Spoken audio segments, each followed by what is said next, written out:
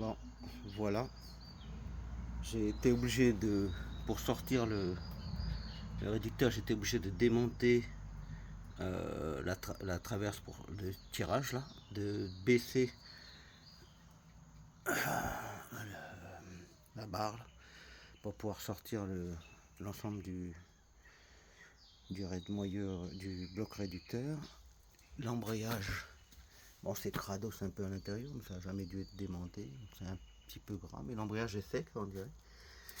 Il marche apparemment, bon, je vois qu'il débraye. On voit qu'il débraye un peu, donc après peut-être il peut être réglé un peu plus, mais il débraye. Bon là les cannures dans des sales gueules, mais on verra ce que je fais. Il y a un dépôt d'huile là, ce qui veut dire que les joints doivent fuir. Le frein, bon, j'ai bien galéré quand même. J'ai bien galéré parce que pour démonter la traverse, c'était pas facile. Là, il va falloir que je démonte ça. Ah, donc si j'ai bien compris, les freins sont derrière. Je les vois de là. On les voit. Tout ça, ça a beaucoup de jeu.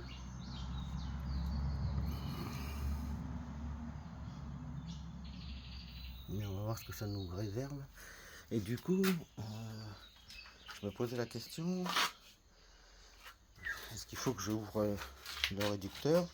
Quand je tourne, ça tourne de l'autre côté. Hein. Donc je pense pas que l'axe qui est cassé soit ici. Donc pour démonter et tomber sur le réducteur, je me pose la question, est-ce qu'il faut que je démonte la roue si je veux changer les joints? Donc ça va être un peu galère. Si vous avez des avis, ils sont bienvenus. Si je me trompe pas, l'autre côté, ça va être la même chose. Et pour moi, c'est pas cassé. Ce que j'ai cassé, c'est pas cassé là. Donc ça veut dire que, enfin, pour moi, quand je tourne une roue, l'autre roue tourne. Donc à mon avis, c'est entre la liaison entre la boîte de vitesse et le pont.